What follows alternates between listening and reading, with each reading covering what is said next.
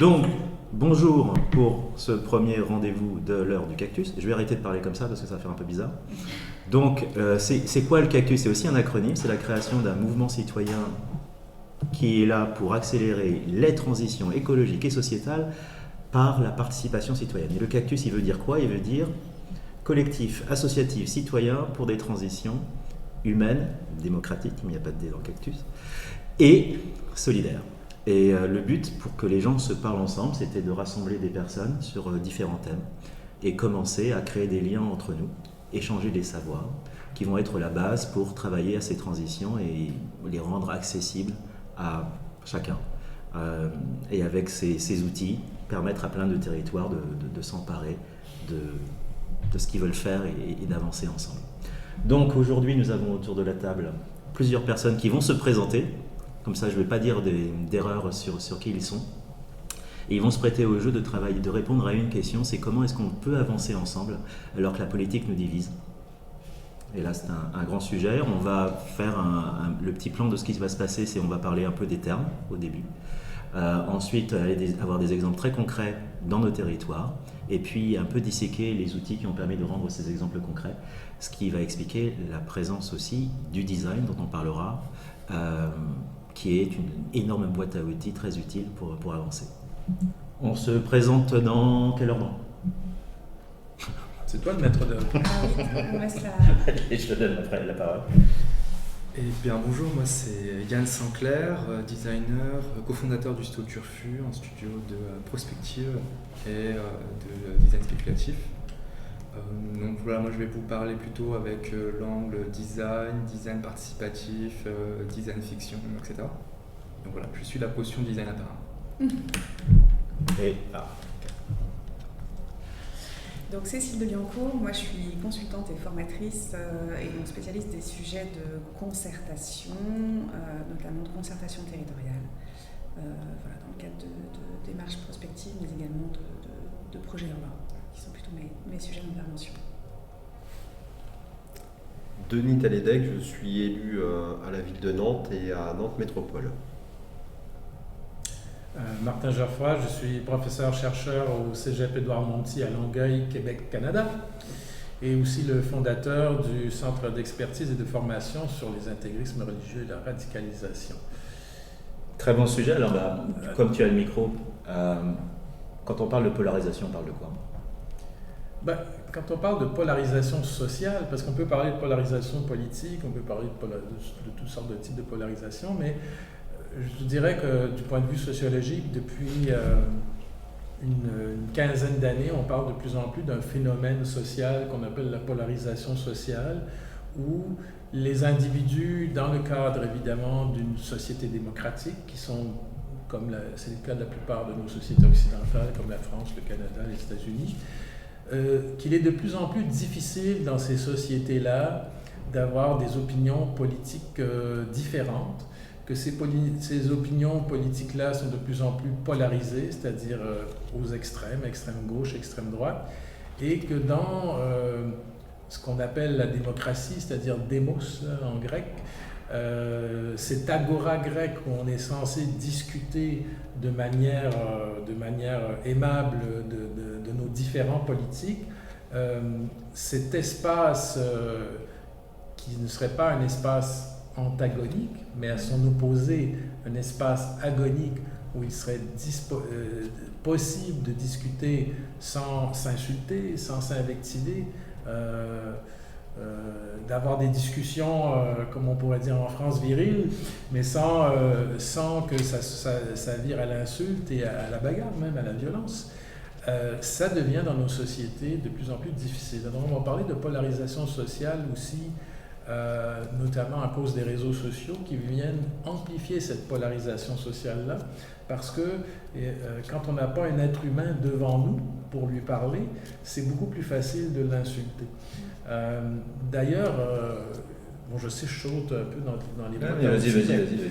D'ailleurs, un des trucs qu'on a remarqué sur les réseaux sociaux, quand les gens venaient nous insulter, parce que moi j'étudie l'extrême droite, et j'ai souvent des visites sur les réseaux sociaux, c'est que quand, par exemple, une personne venait de nous insulter et qu'on la désamorçait sur les réseaux sociaux, on nous dit « Ah ben je m'excuse si je t'ai offensé », elle a tendance rapidement à dire « Ah ben je m'excuse moi aussi ». C'est-à-dire qu'il est très facile sur les réseaux sociaux de faire ce qu'on appelle des escalades d'engagement.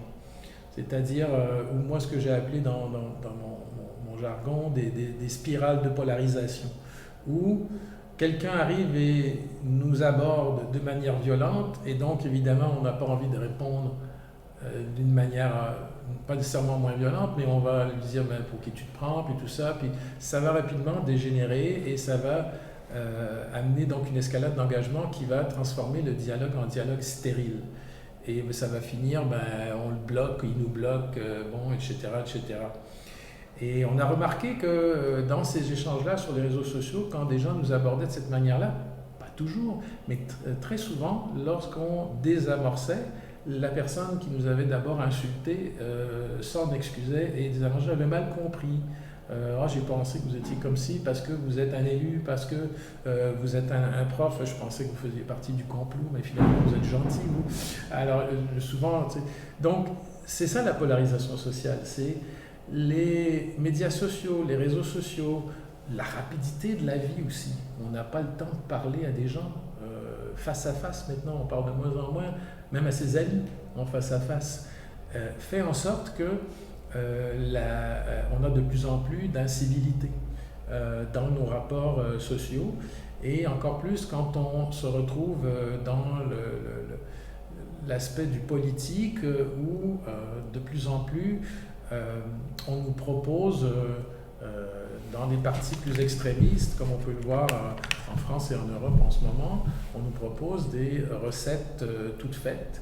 On appelle ça des recettes toutes faites, en anglais ready-made, des discours qui ont déjà été... Vous savez, les gens qui sont les plus extrémistes sur les réseaux sociaux, c'est des gens qui ont déjà testé leur discours auparavant.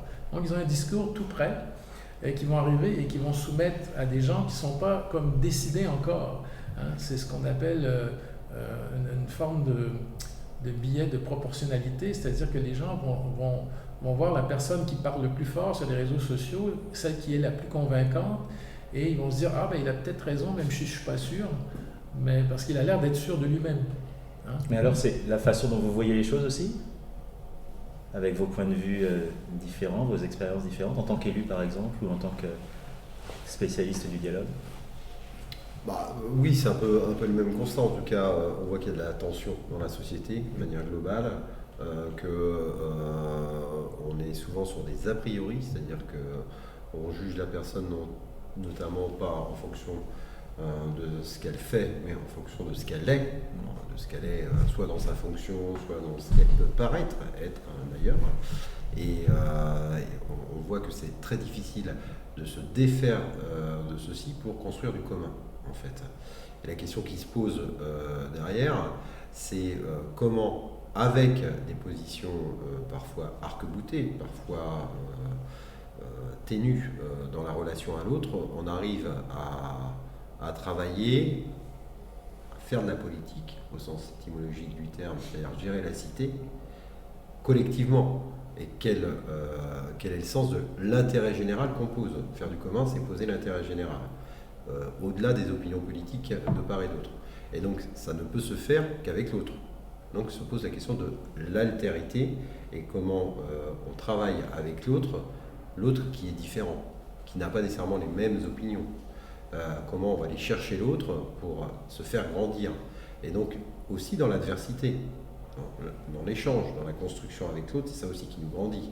Donc ça veut dire qu'il faut en effet, à un moment donné, mettre en place, et là je me retournerai vers les techniciens qui sont spécialistes en ce domaine pour pouvoir construire et utiliser des outils pour déconflictualiser la relation, pour pouvoir aller au-delà et être sur à la fois une vision commune, mais il ne faut pas aller chercher 100% de la vision commune. Ce qui est intéressant, c'est l'intérêt général, il porte sur un dénominateur commun, et puis après, on peut avoir ces différences, etc. Donc c'est une échelle de valeur, et dans l'échelle de valeur, c'est déjà éviter de commencer par « j'insulte ».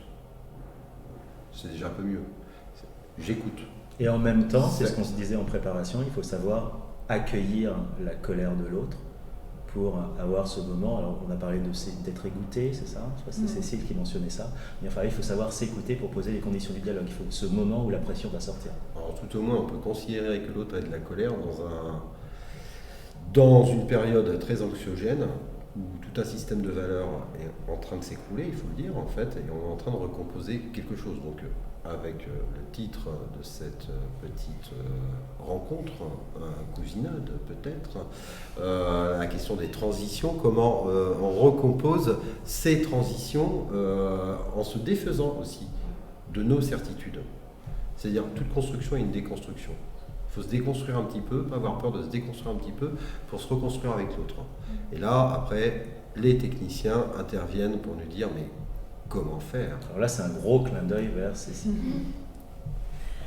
Alors pour revenir peut-être d'abord sur cette question de la violence et du désaccord, effectivement, ce désaccord-là et cette émotion forte qu'on peut constater aujourd'hui dans les échanges publics ou sur les réseaux, publics et privés, il faut effectivement aujourd'hui l'accepter et accepter que c'est sûrement la première étape de recevoir cette colère dans le cadre pour ensuite pouvoir dépasser cette étape-là et pouvoir rentrer en dialogue effectivement avec un certain nombre d'outils. Donc on revient au fait de s'écouter, au fait de pouvoir écouter en fait d'abord et considérer en fait l'autre et sa colère, son ressentiment comme première étape pour pouvoir ensuite entrer en dialogue avec lui effectivement et pouvoir développer un projet commun ou en tout cas trouver les valeurs de chacun aussi, comprendre les attentes, le besoin de l'autre et être en capacité effectivement de développer du commun. C'est quoi ce truc des 7 secondes? Alors ce truc des 7 secondes dont on a parlé effectivement tout à l'heure en préparation, c'est de laisser la personne parler et de lui laisser 7 secondes de silence pour être sûr qu'elle n'a plus rien à dire après. Donc c'est là où on s'égoutte. Et c'est là effectivement où on laisse l'autre s'égoutter et aller jusqu'au bout de sa pensée et surtout ne pas le couper en fait, parce qu'on a tous un réflexe assez naturel. On a envie de convaincre, on est persuadé qu'effectivement on a des arguments et donc on a envie de couper la parole de l'autre, et en même temps qui du coup est empêché de s'exprimer et donc conserve effectivement une part de ressentiment, en tout cas qui l'empêche, de rentrer effectivement ensuite en dialogue. C'est ce que nous racontait un élu nantais avec sa préparation des services de la ville à aller vers le citoyen en disant « Apprenez, vous allez entendre des choses pas agréables, il va falloir les entendre, écouter, laisser le temps pour après avoir les conditions du dialogue. » Oui, et puis accepter le désaccord en fait aussi et la dimension féconde qu'il peut y avoir dans le fait de ne pas être d'accord. Mais pour ça, effectivement, il faut y avoir cette phase, il faut pouvoir écouter. Et convaincre, on n'est pas du tout dans la même posture, et quand on est dans une posture d'écoute active, et donc il faut accepter aussi d'avoir une posture basse, voire une posture très basse, et de ne pas être effectivement dans une posture haute dans laquelle on a envie de convaincre l'autre, de lui expliquer que notre idée est évidemment la meilleure. Et un designer qui travaille sur ça ressemble à quoi le futur et comment on y va, comment il regarde ça, la polarisation? Par rapport à la polarisation, je pensais à ce que vous disiez tout à l'heure sur les réseaux sociaux et au dispositif, vous parliez d'escalade d'engagement et comment dire, et que pour convaincre, en fait, il n'y avait juste qu'à être, à avoir de la confiance et que finalement le fond était un petit peu secondaire. Mais en fait, on se rend compte que c'est quelque chose qui n'est pas spécifique aux réseaux sociaux parce que c'est le dispositif médiatique. C'est-à-dire typiquement quand on est à la télévision, quand on regarde des experts, des technocrates qui sont à la télévision, qui ont des beaux costumes, qui ont plein de confiance, on se dit ce qu'ils disent doit être vrai. Donc tu vois, donc il y a par rapport à tout ça aussi un discours un petit peu de l'ordre de la critique médiatique à avoir, c'est-à-dire de comment on construit l'opinion et qu'il a fait les différents rapports de force.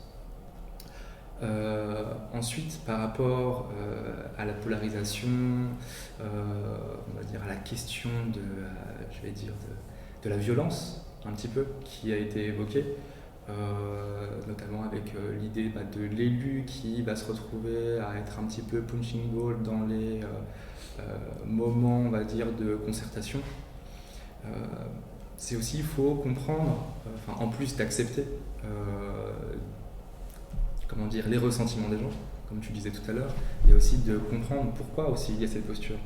C'est-à-dire qu'il ne faut pas oublier que dans les dispositifs participatifs, il y a un rapport très asymétrique entre les participants.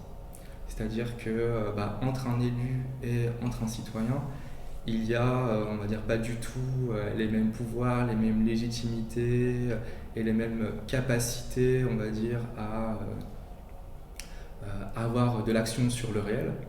Donc, très souvent, on dit que la violence, c'est aussi les armes des faibles. C'est-à-dire que quand on va être confronté, alors moi je vais parler plutôt d'utilisateur parce que c'est le vocabulaire du design, mais on pourrait parler de citoyens ou de participants ou peu importe le vocabulaire que vous voulez mettre, à du ressentiment. En plus de l'accepter, il faut essayer aussi de comprendre pourquoi la personne se retrouve à avoir des sentiments aussi négatifs ou en tout cas aussi forts.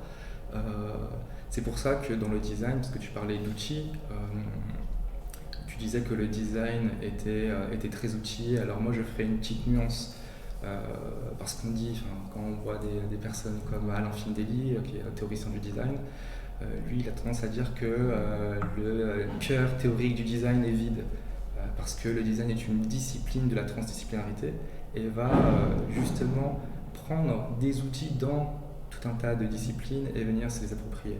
Et nous, on utilise beaucoup les outils des sciences humaines et sociales, notamment l'ethnographie dans l'ethnologie et la sociologie. Donc il y a toute une phase d'aller faire du terrain, d'aller observer, d'aller discuter, avec toujours la posture que tu disais, Cécile, d'écoute, d'accueil et de non-jugement. C'est très important, parce que dans ces phases de recueillement de la parole, on va entendre des choses qui vont nous surprendre, on va entendre des choses avec lesquelles nous ne sommes pas d'accord, personnellement, parce qu'en dehors d'être un designer, on est aussi une personne avec nos sensibilités. Donc au-delà de l'outil, il y a aussi la posture, qui est très importante. Par exemple, quand on va avoir un utilisateur qui, à un moment donné, dans les phases de préparation, là, on vous a donné l'exemple de policiers qui avaient des formations.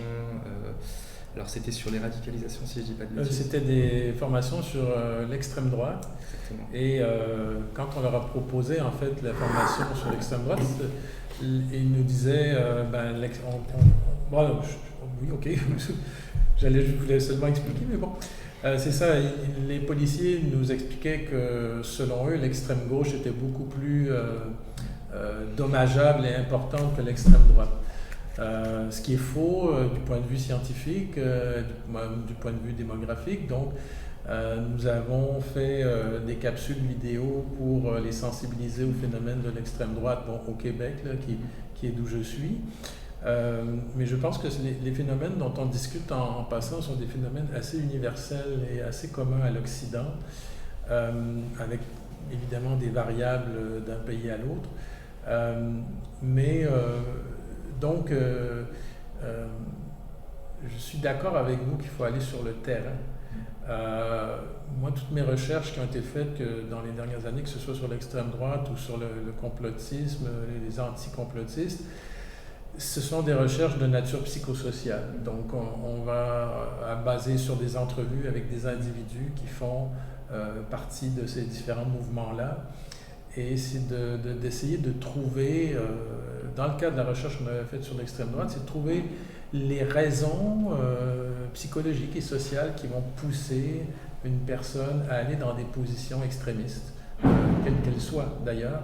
Et donc, ce n'était pas tellement les leaders qui nous intéressaient ou le discours politique, mais moi, en tout cas, c'est ce qui m'intéresse plus parce qu'on a longtemps analysé les discours politiques extrémistes et essayé de trouver qu'est-ce qui était attirant dans les discours politiques extrémistes. Et on avait des réponses assez banales, du genre c'est des réponses avec un sauveur qui donne toutes les réponses à toutes les questions.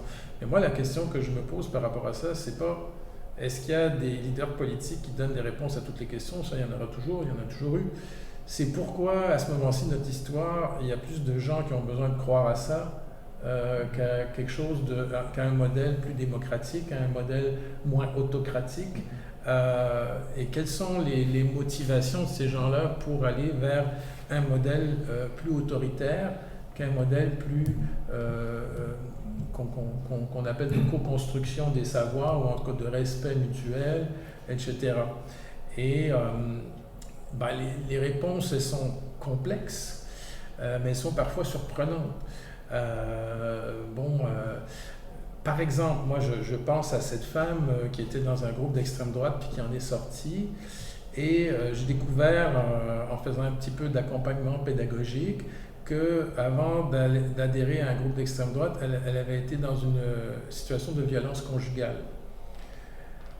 Et ça m'a ouvert à tout un aspect des femmes qui étaient dans ces groupes d'extrême droite-là, qu'on n'avait jamais exploré auparavant, où on avait des femmes qui avaient été en situation de violence conjugale et qui allaient vers des groupes à autorité très masculine et très autoritaire, donc qui reproduisaient le vécu qu'elle avait eu dans des groupes autoritaires et très masculins.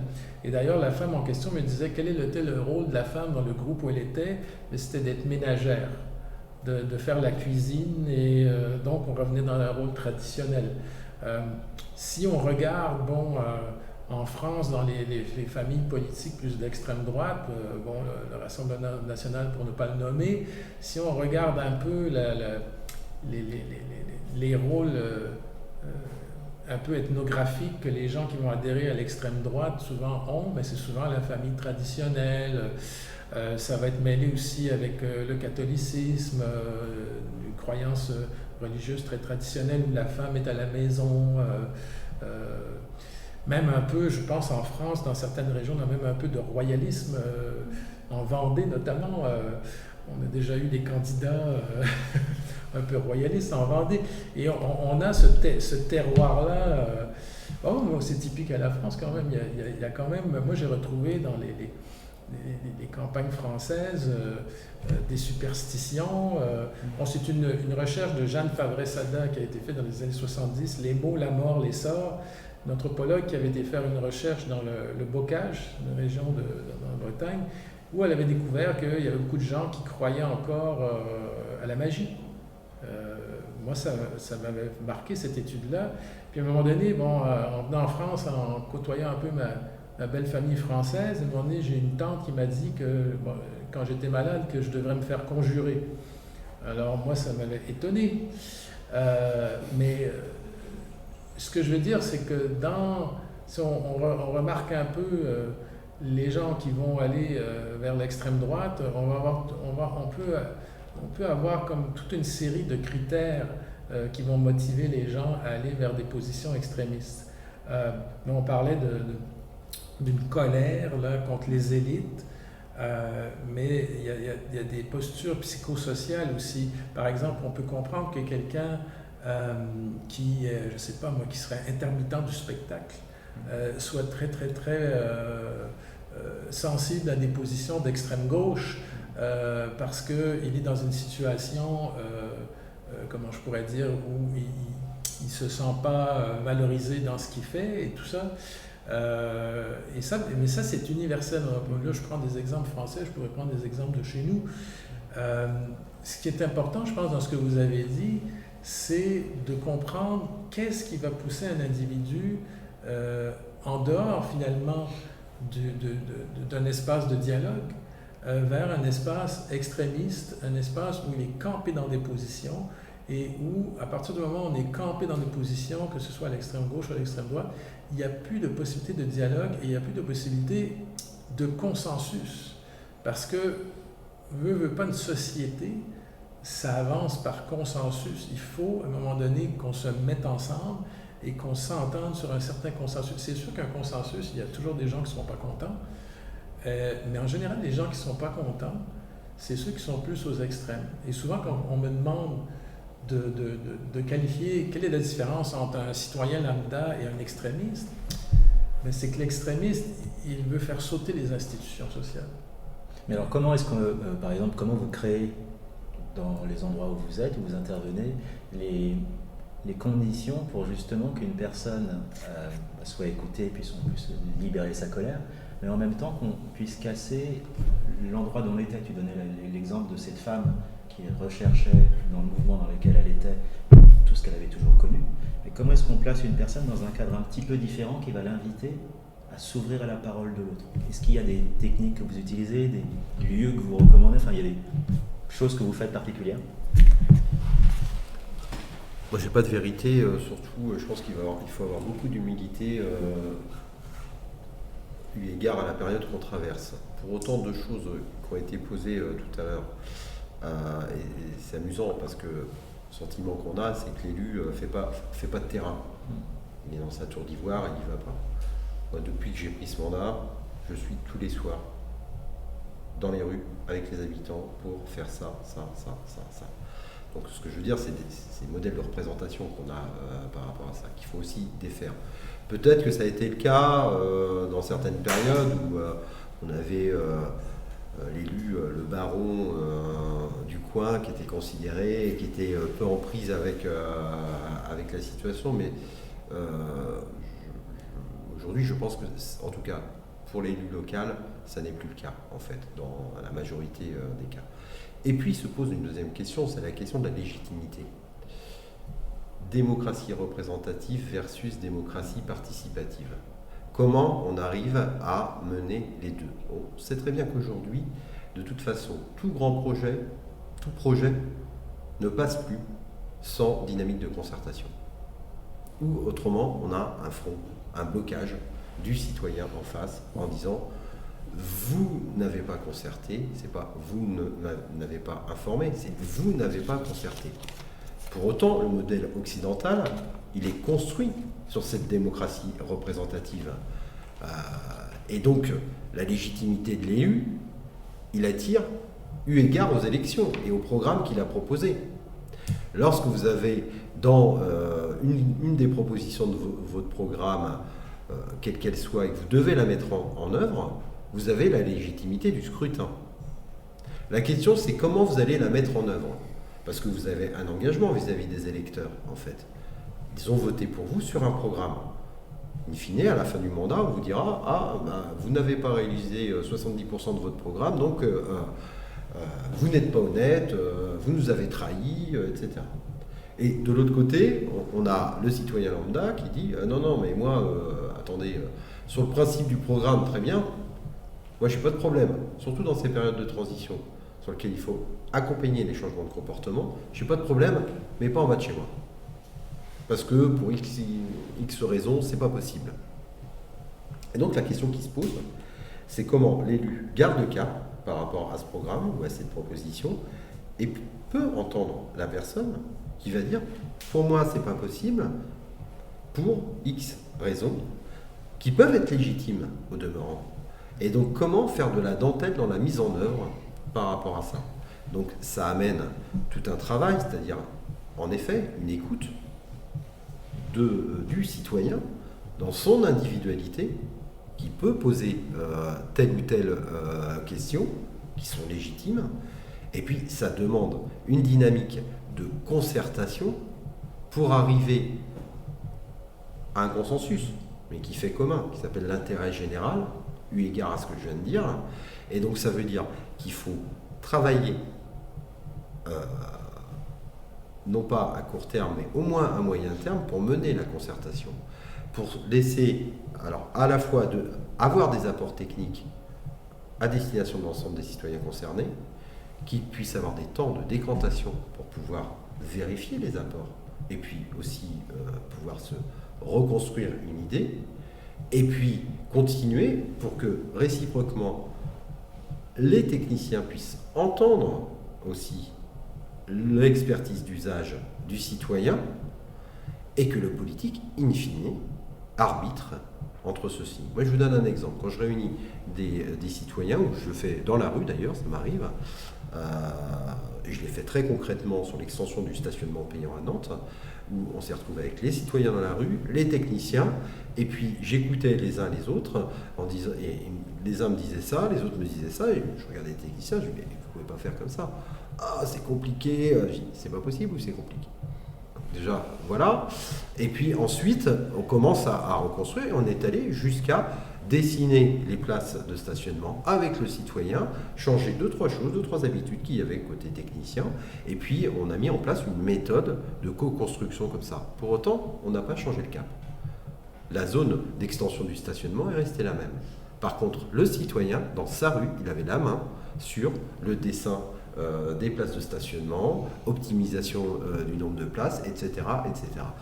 Voilà un exemple, c'est pas une vérité, je fais avec beaucoup d'humilité. Et ça a marché en fait, les gens se sont sentis eh bien, écoutés. Je donne un exemple très concret, il y a eu une zone à Nantes où les rues étaient très virulentes, avec communication presse, etc., sur lequel il faut bien reconnaître que des élus d'opposition ont été flyés et attisé un petit peu les braises, ce qui est de bonne guerre, hein, on va se dire, pour certains qui font de la politique à l'ancienne. Moi, je ne considère pas faire de la politique comme ça.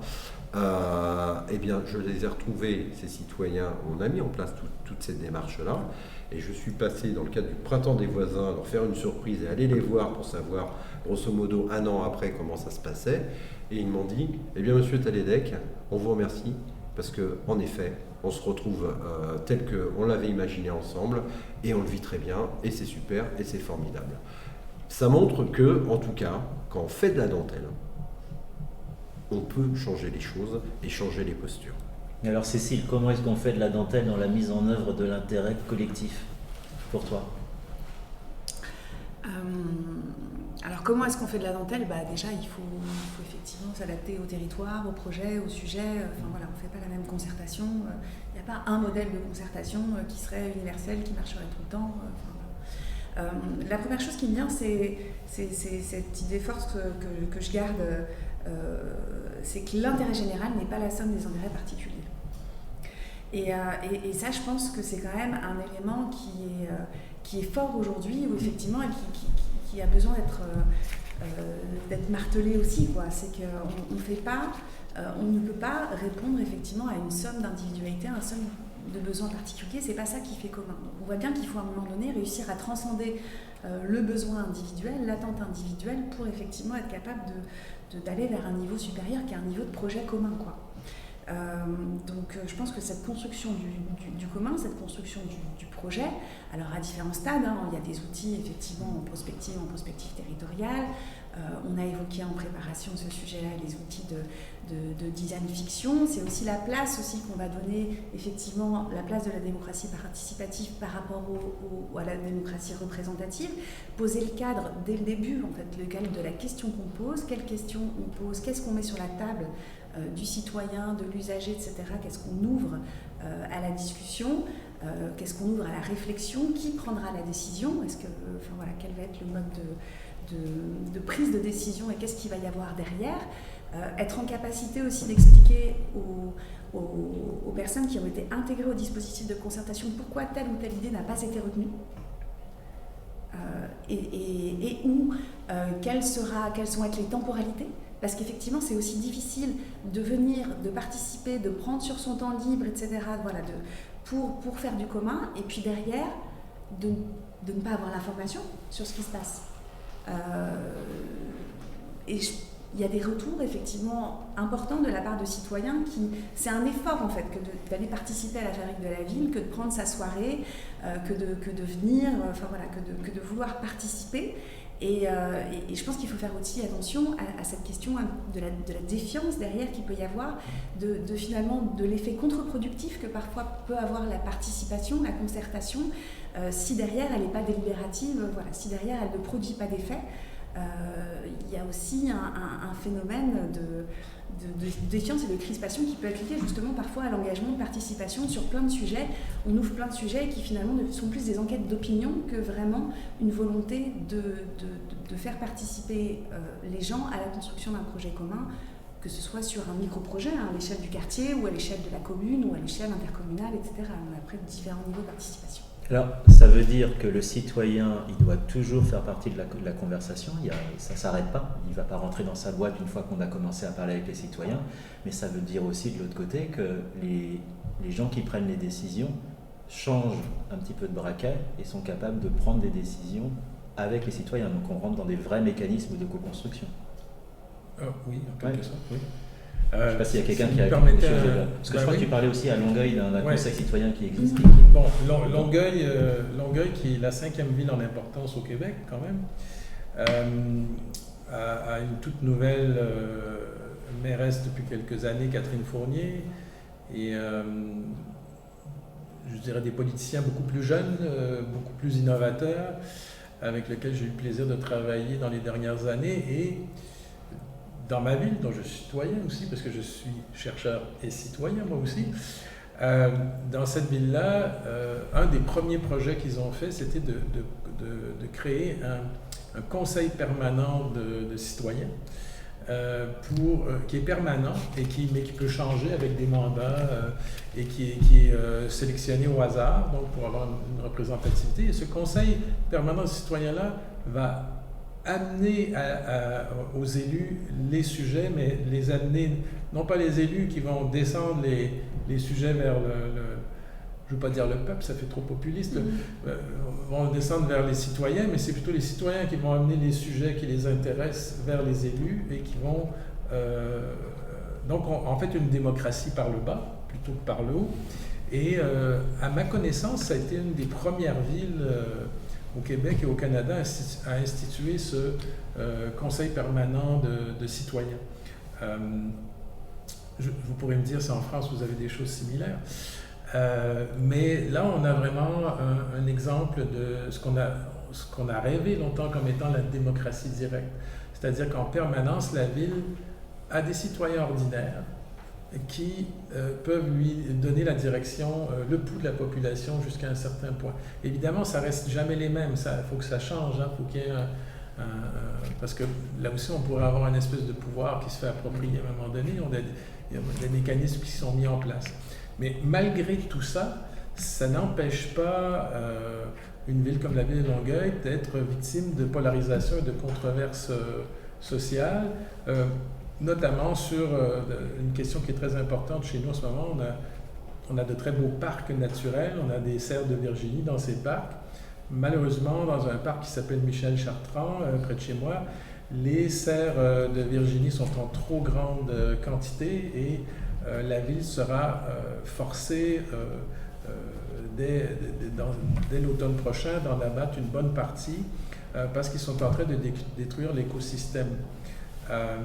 Ils font face à des groupes en ce moment antispécistes qui ne veulent absolument pas qu'on tue les cerfs de Virginie et qui expriment évidemment une colère parfois de manière très violente. Il a fallu que la mairesse de Longueuil soit escortée par la police à plusieurs reprises parce qu'il y avait des menaces de mort. On a aussi, près de chez moi j'habite près d'une aire protégée, parce qu'on a une toute petite grenouille qui s'appelle la rainette faugrillon, qui est une espèce menacée d'extinction. On voulait construire un boulevard par-dessus et des maisons, alors développement sauvage, par-dessus le marais de la petite grenouille en question. Et moi et un groupe citoyen dont je faisais partie, mais ce n'était pas moi le leader de ce groupe-là, on a lutté dans mon quartier pour protéger la rainette faugrillon. Et finalement, c'est le gouvernement fédéral qui a émis comme un décret de protection qui fait que maintenant, c'est une zone humide. Vous connaissez le concept en écologie des zones humides, c'est quand même assez important, c'est le poumon de la terre. La nouvelle mairie s'est engagée à protéger à vie, et ça c'est important, à protéger à vie, plus de 1200 acres de milieux humides dans la ville de Longueuil. Donc différents endroits qui ont été, notamment les endroits où il y avait la rainette faugrillon, mais pas seulement.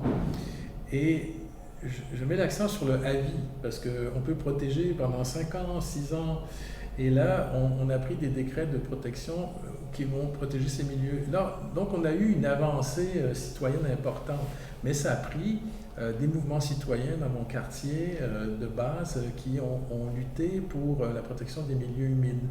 Alors, moi, j'habite littéralement à côté d'un marais, d'un milieu humide, Et j'en avais pas pris conscience avant en tant que citoyen et avec même la connaissance que je pouvais avoir. Donc comme quoi on n'est pas...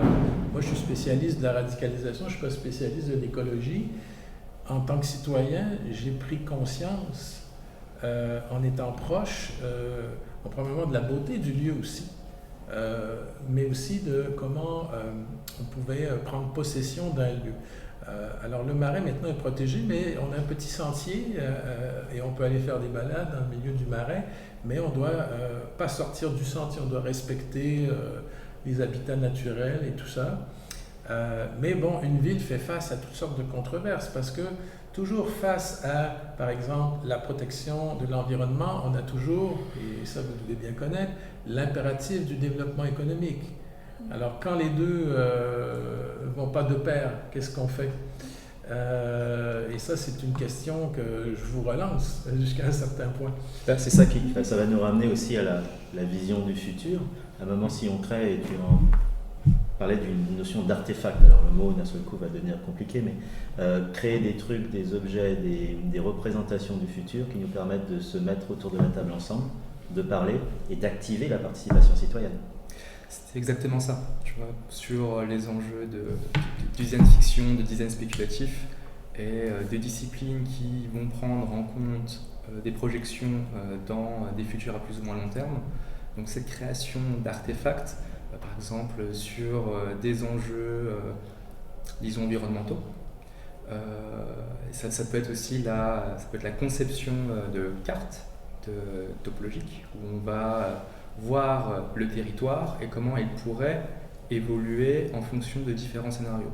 Par exemple, les choses qu'on entend régulièrement à Nantes, moi n'étant pas nantais, moi je ne connaissais pas toute cette histoire, mais oui, je suis du sud-est de la France, et moi je ne savais pas que Nantes c'était ce qu'on appelait la Venise... La Venise de l'Ouest. De l'Ouest, c'est ça, exactement. Et du coup, voilà, je suis allé voir des belles cartes au Château des Ducs où on voit qu'il y avait beaucoup plus d'eau avant que maintenant. Et on pourrait imaginer typiquement des cartes du territoire avec une augmentation du niveau de la mer, vu que c'est un petit peu des enjeux contemporains.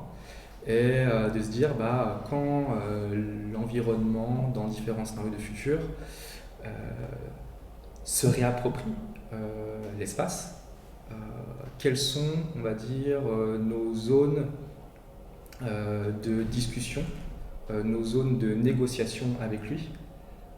C'est-à-dire quand on voit qu'à plusieurs mètres d'augmentation du niveau de la mer, et bien tout ce qui est aux alentours de la place des Miroirs d'eau à Nantes, il faut prendre le bateau, quoi.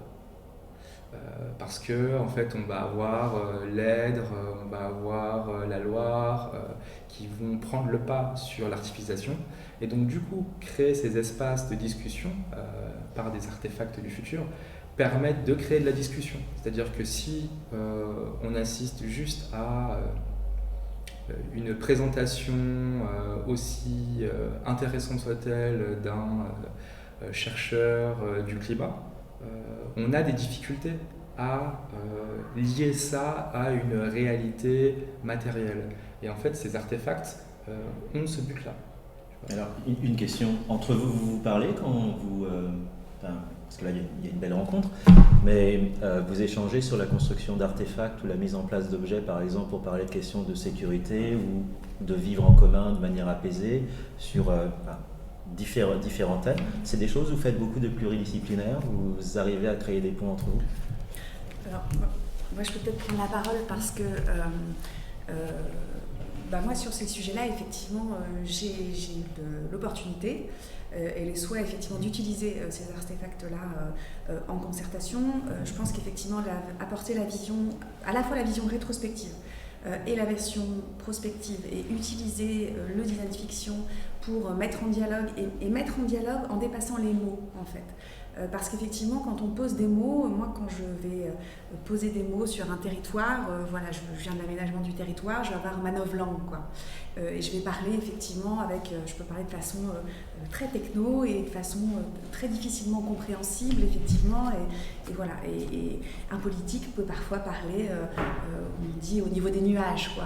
Voilà, avec effectivement un langage qui peut paraître difficilement appropriable. Enfin, donc réussir à finalement dépasser la question du langage et à poser effectivement sur la table comme élément de dialogue des artefacts, moi je trouve que c'est une bonne façon de rentrer en dialogue et de rentrer en communication en fait, vraiment, enfin, voilà, au sens littéral, avec l'autre et de mettre finalement tout le monde sur un pied sur lequel il est à même d'échanger et donc du coup de faire part aussi de ses croyances, de ses peurs, de ses besoins pour aller vers une projection commune. Donc moi effectivement j'utilise ces outils-là du design fiction et je pense qu'aujourd'hui c'est des méthodes qui sont intéressantes et je pense que le travail avec les designers là-dessus est constructif. Méthodologiquement, est-ce que ça n'étale pas trop le temps de la concertation avant de passer à l'action, le fait de devoir produire un objet pour que les gens se mettent à penser ensemble ? Alors quoi qu'il en soit, je pense que pour penser ensemble, il y a une part de processus. Voilà, ça ne se fait pas en 2 heures. Il faut prendre le temps et il faut prendre le temps de la confiance en fait.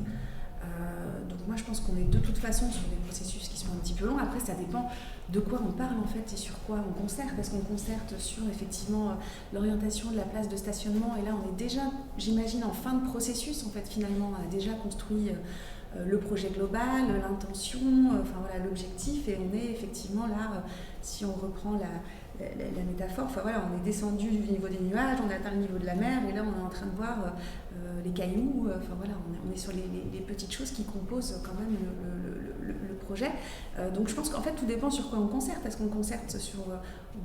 c'est un grand mot qui peut s'appliquer à différentes strates.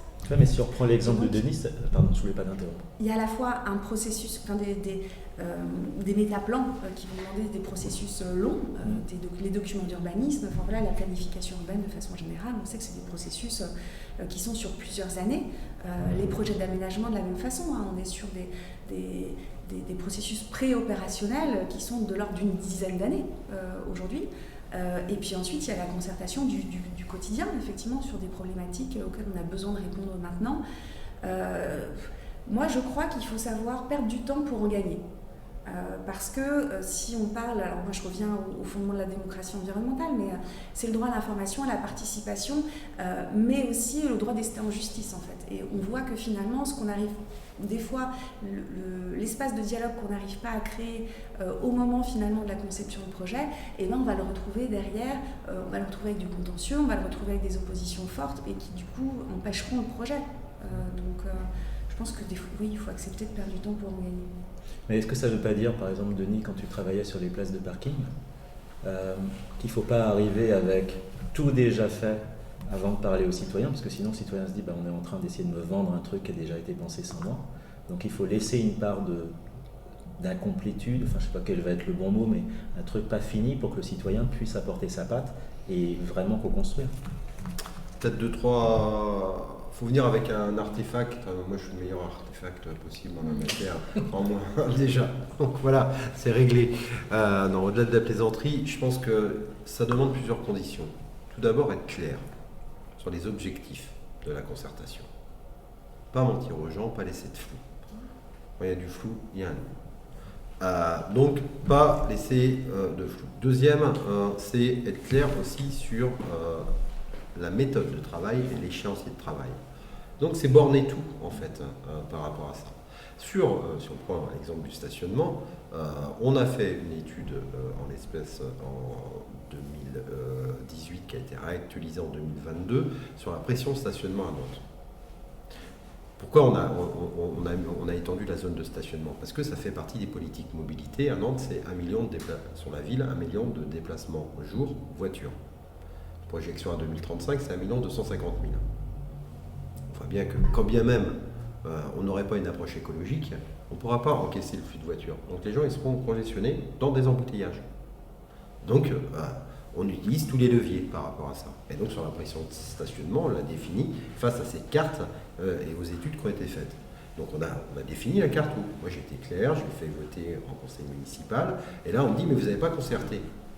Je dis ben non, on n'a pas concerté parce que l'objectif étant d'inviter les visiteurs à utiliser d'autres modes et faciliter le stationnement des riverains au plus proche de chez eux. Donc voilà, et ça c'était clairement défini dans notre programme, dans le programme des municipales. J'ai pour autant, une fois qu'on a défini ça, il reste tout à mettre en œuvre. Et dans la mise en œuvre, eh bien, on va monter des concertations rue par rue, et avec des catégories professionnelles, avec le sanitaire et social, avec les artisans, avec etc. etc. C'est plus de 50 concertations qu'on a demandé. C'est chronophage, parce que c'est pas une réunion. À chaque fois, c'est 3, 4, et c'est un devoir. En effet, de rendre compte, lorsque c'est pas possible, d'expliquer pourquoi, et aussi permettre le suivi derrière. Et donc, oui, c'est chronophage. Pour autant, on aurait pu s'attendre à une levée de boucliers sur ce type de politique, qu'on retrouve sur beaucoup de villes en France, en fait, et qu'on subit des levées de boucliers. Beaucoup de villes sont venues me voir en disant, mais comment t'as fait, en fait? Voilà, c'est la méthode qu'on a mis en place, et donc ça va avec démocratie représentative versus démocratie participative. Le cap, il est fixé, il est voté lors des élections municipales. La mise en œuvre, reste à inventer. Et vous avez plein de niveaux gris. Et ça va avec la polarisation de nos sociétés. C'est que les choses ne sont pas blanches ou noires. Et le projet même, il a évolué au niveau de l'extension du stationnement. Je vais vous donner des exemples très précis. On peut faire de la dentelle dans la mise en œuvre. On fait de la dentelle. Vous avez le marquage au sol qui paraît neutre. Vous avez des places, c'est 5 mètres, avec des petites encoches pour délimiter. Je dis au service, mais les encoches, c'est obligatoire, ça, c'est réglementaire. Je dis, bah oui, parce qu'avec les nouveaux véhicules maintenant, sur 3 places, on peut peut-être en mettre 4. Vous avez 4 Fiat 500. Je dis, c'est ça dans la rue, il faut que ça s'organise, eux, dans leur quotidien. Ils se connaissent entre voisins, ils sont capables de se dire, ce serait plus sympa de te mettre là, comme ça, l'autre. Et là, sauf que, au quotidien, les gens, ce qui nous revient, sur lequel on est plus sollicité, c'est en effet leur problème de quotidien, dans leur rue. Et qu'ils n'ont pas envie qu'on se désapproprie leur rue, qui va avec le déconfinement. La vie, elle a repris où? Elle n'a pas repris sur des grands événements internationaux, post-confinement. Elle a repris sur le besoin de relations sociales dans leur rue, dans leur quartier, dans leur quotidien. C'est ça qui est sorti du déconfinement. La reprise, cette notion de sociologie village, si je peux me permettre. C'est-à-dire recomposer cette espèce de cocon humain dans la rencontre de l'autre. Une réappropriation de l'espace. Et là, en milieu urbain, on a un vrai sujet, ça va avec la question de la ville du quart d'heure, etc., etc. Et comment, dans ces moments de transformation sur lesquels il y a des enjeux climatiques, il y a des enjeux de santé publique, on a des enjeux aussi de sécurité, et dans la transformation de la ville, comment on arrive à le faire ensemble. Voilà, c'est ça, il faut le faire encore une fois avec, je pense qu'il n'y a pas de méthode miracle, il y a des méthodes à inventer avec des techniques qui sont fort connues, on n'invente pas le fil à couper le beurre, par contre on le décline et on le met en œuvre en fonction de la singularité de nos territoires. Et moi je suis intimement persuadé de ça, et juste pour finir, je suis hyper bavard, j'aimais cette démocratie du bas, mais moi, je parle de démocratie ascendante. Je pense qu'il faut une démocratie ascendante. On va transformer les choses. C'est quoi une démocratie ascendante? Du citoyen vers le politique. D'ailleurs, c'est très maffesolien et bourdeusien ce que je dis. C'est à la fois, c'est toutes nos ambiguïtés, nos injonctions contradictoires. Mais ce que je veux dire à travers ça, c'est qu'aujourd'hui, on le voit bien, on a besoin de transformer nos sociétés. On peut les transformer à l'échelle de vie, en fait. On voit qu'à l'échelle macro, c'est beaucoup plus compliqué, et surtout dans des périodes de tension dans lesquelles on est. Et moi, je me pose toujours la question, mais moi, qu'est-ce que je peux faire? Je peux le faire au niveau où je suis, en fait. Et au niveau où je suis, c'est à Nantes, dans mon quotidien. Il y avait un mouvement, frémissement chez Cécile. Oui, non, mais peut-être effectivement dans le prolongement de ce qui vient d'être dit, moi ce que j'ai trouvé intéressant dans les dernières démarches que j'ai pu mener, donc plutôt sur des logiques de réaménagement au cœur de bourg, mais c'est aussi ces logiques d'expérimentation et d'expérimentation de citoyens en fait, qui ont envie d'expérimenter, qui ont des idées à l'échelle de leur quartier, des idées de végétalisation, des idées de vivre ensemble, c'est pas forcément spatial, mais qui ont envie de faire en fait et qui ne se sentent pas forcément légitimes à intervenir sur l'espace public. L'espace public, effectivement, c'est le précaré. On ne se sent pas forcément légitime à intervenir sur l'espace public. En tout cas, je pense peut-être plus chez nous. Ouais, peut-être. Je sais qu'il y a des dynamiques en tout cas urbaines, d'intervention et d'appropriation de l'espace public avec une logique gestionnaire en fait. Je peux vous donner un exemple concret parce qu'en venant ici à Nantes, j'ai vu qu'il y avait un jardin public. Je ne sais pas comment ça s'appelait le jardin en question. Jardin des plantes. Oui, voilà. Juste en face de la gare. Oui, c'est ça, oui. Okay. Oui. Alors c'est ça, à Montréal, à Longueuil et dans toutes les villes au Québec, on a des jardins communautaires partout. C'est quelque chose de commun depuis les années 70, donc les jardins communautaires... Et on a regardé aussi le jardin qui est à côté, qui est l'espèce d'endroit où on fait de la vraie production de légumes et qui est mise à disposition de l'État général et de nos associations. Ça, chez nous, ça existe déjà, c'est géré par des associations de citoyens et ça produit des légumes justement tout l'été qui sont redistribués.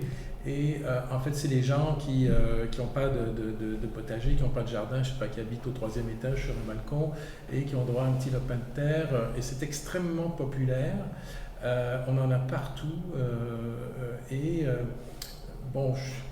À un plan très personnel, moi, je suis près d'un parc municipal. Il y a une clôture qui appartient à la ville, qui sépare le terrain de ma maison du parc municipal. On a complètement végétalisé avec mon épouse cette année la clôture avec de belles clématites. J'ai envoyé la photo à ma conseillère municipale, bonjour Lisa, qui m'a dit non, c'est pas correct, c'est la clôture de la ville. Elle m'a dit c'est merveilleux, c'est beau. Alors, on en discute souvent d'ailleurs avec nos conseillers municipaux de différentes initiatives. On a le nom de mon quartier, c'est un nom un peu pompeux, on appelle ça les jardins de Médicis, je ne sais pas pourquoi. Mais il y a un aspect assez communautaire dans notre quartier, effectivement, qui a été développé par rapport à ça. Et effectivement, en tout cas, chez nous, ça fait longtemps que ça existe. Effectivement. Moi, j'ai une question, je vous relancerai avec une autre question, parce qu'en visitant Nantes tout à l'heure un peu, c'est quelque chose qui me frappe un peu en France, peut-être vous ne pourrez pas me répondre, c'est pourquoi dans les villes en France, on couvre les rivières? Parce que chez nous, ça ne se fait pas, ça. Peut-être parce qu'on manque d'espace, je ne sais pas, je spécule. Mais moi, là, c'est un choc culturel, le fait qu'on couvre un peu partout, j'ai vu ça pas seulement à Nantes, dans d'autres villes, on couvre les rivières. D'un point de vue québécois, c'est impensable. On dit pourquoi? Alors, je vous pose la question, peut-être, est-ce que vous pourriez me répondre? Alors, à Nantes, historiquement, on a recouvert en effet notamment l'Erdre, le cours des 50 otages qui passent dessus. Et la Loire aussi. Une partie, non, enfin c'était les affluents de la Loire en fait, okay. Qui se rejoignaient sur Nantes, à la fois pour des questions de salubrité, tout simplement, en fait. Ouais. À l'époque c'était convenu, convenu comme ceci, et d'ailleurs lorsque Jean-Marc Ayrault est arrivé, le maire d'avant, sous son premier mandat, il voulait recréer l'Erdre.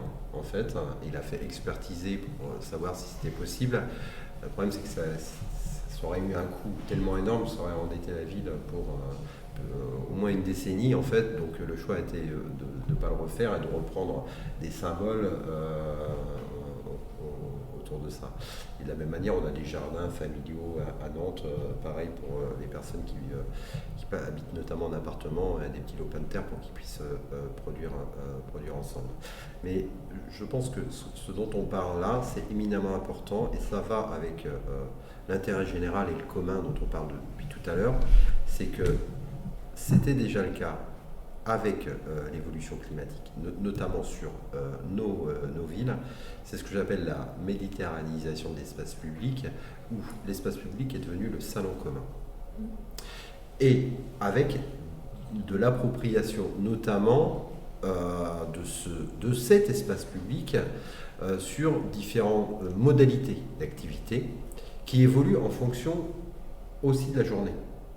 C'est-à-dire l'utilisation du jour n'est pas l'utilisation de la nuit sur le même espace, mais aussi la multimodalité avec les mobilités douces qui arrivent, comment se côtoie le piéton avec le vélo et avec la voiture, comment on met peut-être des terrasses de café sans trop gêner les riverains au-dessus, etc., etc.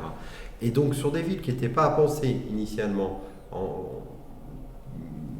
sur le fait que l'espace public puisse devenir le salon commun, comment on arrive à réinventer ceci en utilisant des matériaux qui ne vont pas réfléchir le bruit, mais plutôt les absorber, rafraîchir aussi la ville, comment on peut venir faire un pique-nique et se balader avec ses enfants et avoir une ville à hauteur d'enfant tout en permettant à ce qu'on puisse aller boire un verre et prendre l'apéro after work, parce qu'on est en France, on a quand même aussi des singularités, on aime bien le café et l'apéro du soir. Voilà, tout ceci, il faut le reconstruire.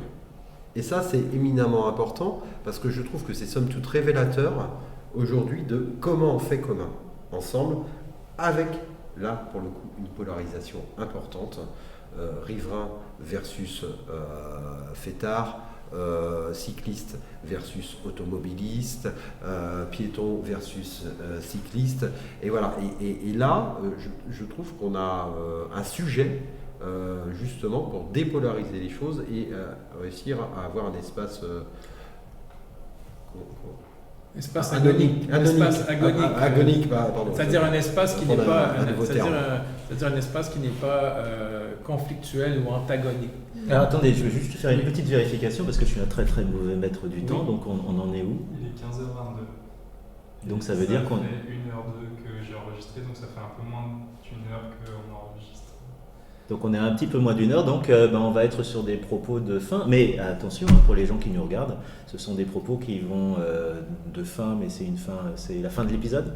Puisque derrière tout ce qui a été dit, on va en extraire la substantifique moelle, donc plein d'éléments qui vont être partagés. Puis en plus, vous avez des super actualités, parce qu'un élu dans cette période actuelle, l'actualité qui est assez sympa.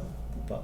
Mais il y a des choses qui vont se passer, tu as plein de trucs, la concertation c'est tous les jours, donc il y a plein de choses à dire, il y a plein d'outils, plein de trucs à partager.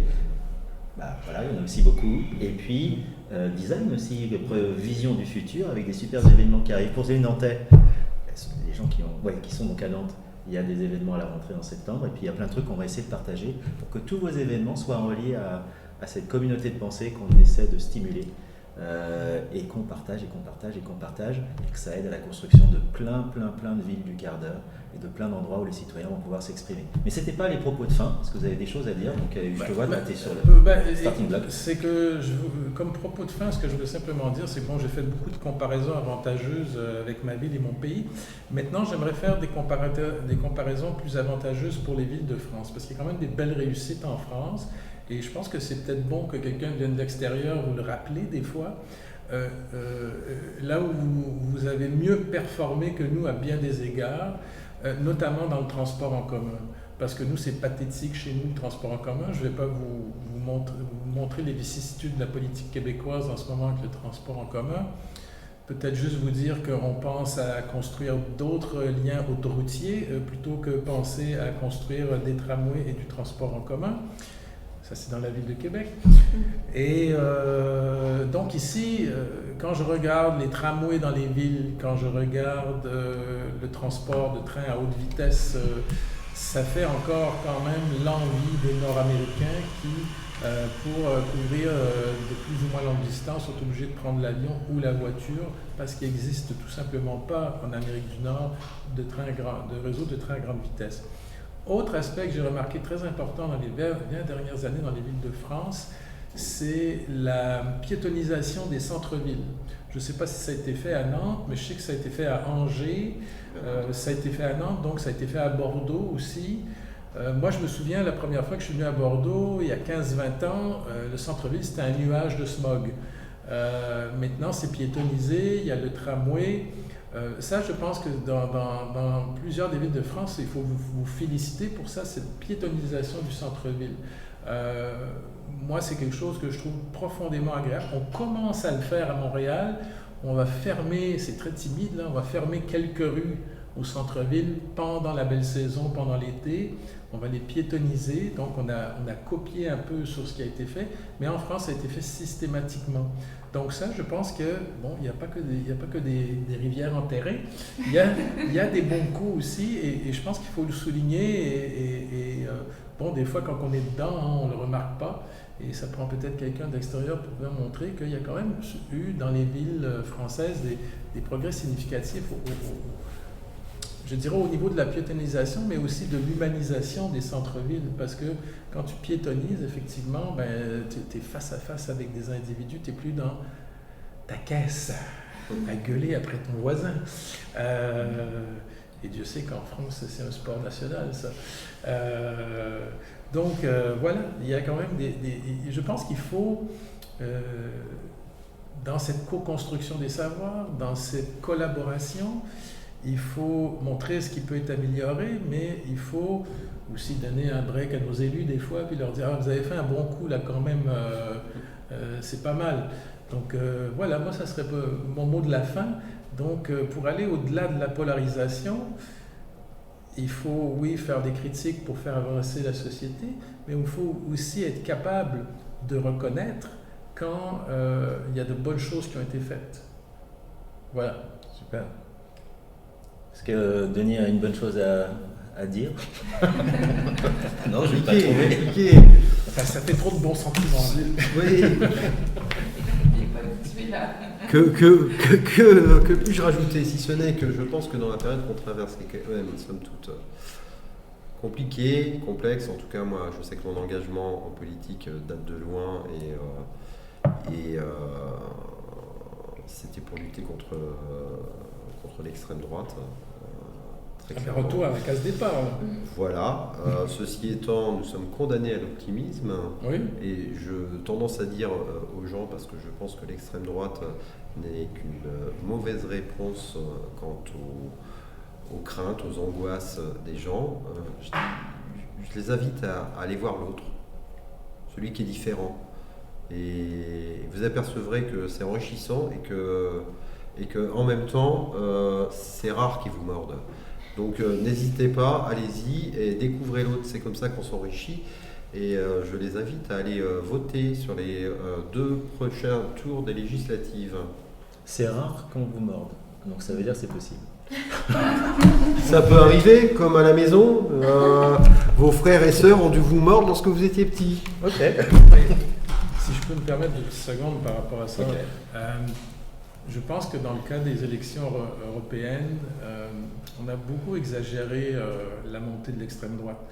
Oui, effectivement, statistiquement, il y a effectivement une augmentation de l'extrême droite en Europe et en France. Bon, les sondages aussi le disent, mais ce n'est pas une augmentation. Les sondages, dans le cas des élections européennes, prédisaient un bond spectaculaire et ça a été moins que les sondages disaient finalement. Donc il y a une progression de l'extrême droite, mais elle n'est pas aussi spectaculaire que les médias spectacles voudraient nous faire croire. Donc je pense que par rapport à ça, il y a de l'espoir. Et moi, je compte sur un autre aspect aussi, c'est que tout ce qui est politiquement extrémiste a toujours beaucoup de difficultés à se coaliser. Donc, je ne pense pas que les coalitions qu'on voit actuellement vont durer très longtemps. Et déjà, d'ailleurs, il y a certains politiciens qui ont voulu se rallier à l'extrême droite et vice-versa. Ça fonctionne plus ou moins bien. Il y a des trahisons déjà. Vous avez Marion Maréchal qui a laissé Zemmour, par opportunisme probablement. Mais bon, je veux dire,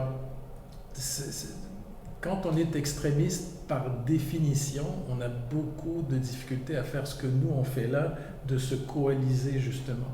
Donc je serais étonné, par exemple, qu'une coalition extrême droite et centre droit dure très longtemps ou se matérialise. Même chose de l'autre côté. Mais bon. Donc il y a de l'espoir dans le dialogue et en faisant ensemble. Ben, je ne veux pas dire qu'il y a de l'espoir pour Macron au centre, mais je pense qu'il compte peut-être un peu là-dessus. Mais bon, on verra bien, qui vivra verra. Hein. On peut pas faire. En tout cas, moi je ne suis pas futurologue, mais je pense qu'on a exagéré quand même au niveau des élections européennes la montée de l'extrême droite. C'est quand même pas eux qui sont au pouvoir là. En Europe en ce moment. Et si on en revient sur notre sujet d'aujourd'hui, ce qui veut dire, c'est pas parce qu'on est dans un contexte politique général polarisant qu'on doit être polarisé au niveau local, et on a les possibilités de créer les conditions d'un dialogue constructif. Oui, après je pense que les controverses, il y en a eu, il y en aura. On parlait tout à l'heure de controverses environnement, développement économique. On a aujourd'hui des controverses environnement. Est-ce que on va entre préserver une zone humide et puis développer des énergies renouvelables sur ces mêmes sites, hein, on est typiquement dans un conflit environnement, donc on n'est pas à l'abri et on ne sera pas à l'abri demain des controverses. Et effectivement, il faut vivre avec ça, il faut animer l'espace commun et le commun avec ça. Alors moi, mon message d'espoir, je vais vous parler d'une expérience avec un conseil municipal des enfants, que j'ai mené il y a ça peut-être 1 an et demi dans une commune qui aujourd'hui le Rassemblement national est arrivé en tête. Okay. Et bien quand on dialogue avec les enfants sur leur école de demain, moi je trouve que les enfants sont intéressants parce qu'ils arrivent à avoir assez facilement ces approches non dualistes que nous on a peut-être plus de mal à avoir en tant qu'adultes, où effectivement cette polarisation vient plus vite, où on a plus de certitudes et où ces enfants-là, imaginant l'école de demain, étaient capables de concevoir une école où à la fois la maîtresse serait un robot et ils auraient des PC gamers, donc effectivement sur un discours hyper techno, et où dans le même temps, ils auraient besoin de nature et donc d'avoir une école dans la forêt et donc un espace forésien. Et pour eux, il n'y avait absolument pas de conflit en fait dans le fait d'imaginer ces solutions-là comme étant un futur possible et un futur où ils étaient ensemble. Donc voilà, je vais m'arrêter là pour la conclusion sur ce qui était un exemple finalement d'un temps de concertation avec des enfants dans le cadre d'un dispositif plus large de concertation sur comment est-ce qu'effectivement on imagine la ville de demain. Mais alors quel futur? En tout cas, moi, pour dire mon mot de fin, en parlant un petit peu futur et design, je dirais que pour construire ces futurs, il ne faut pas oublier que dans les dispositifs de participation, moi ce que j'aime bien dire, c'est qu'on fait pour, on fait avec et on fait par. Dans le sens qu'on a tendance à faire beaucoup pour. Les designers, on est très très fort de faire pour les gens. On est très très fort aussi de faire avec les gens, où ils viennent dans le processus de conception, mais il ne faut pas oublier la dimension par, c'est-à-dire de laisser les gens créer leurs propres solutions et leur permettre de créer des espaces d'autodétermination.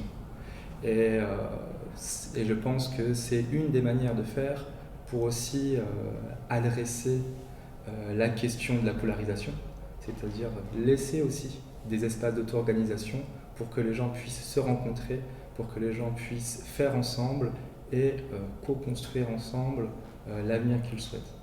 Voilà. Super. C'était génial de passer ce moment avec vous. Il y a plein de choses qui ont été dites, qui seront repartagées. Aux gens qui visiteraient Nantes, il faut leur dire qu'ils ont un problème de parking. On mettra les coordonnées de Denis pour qu'ils sachent à qui s'adresser. Et ils prennent les transports en commun. Et les mobilités tous. Ils sont excellents. Oui. Bon, on a un Québécois qui a fait des compliments, donc on est content. Et d'ailleurs, bientôt 2 nouvelles lignes de tramway, une nouvelle ligne de chronobus et l'extension de lignes existantes. On n'est même pas capable. 1 milliard d'euros. Bon, on va continuer après. Donc, merci à tous et à toutes et à tous d'avoir participé. La suite en co-construction, tout le temps, tous les jours, de toutes les façons possibles. Merci.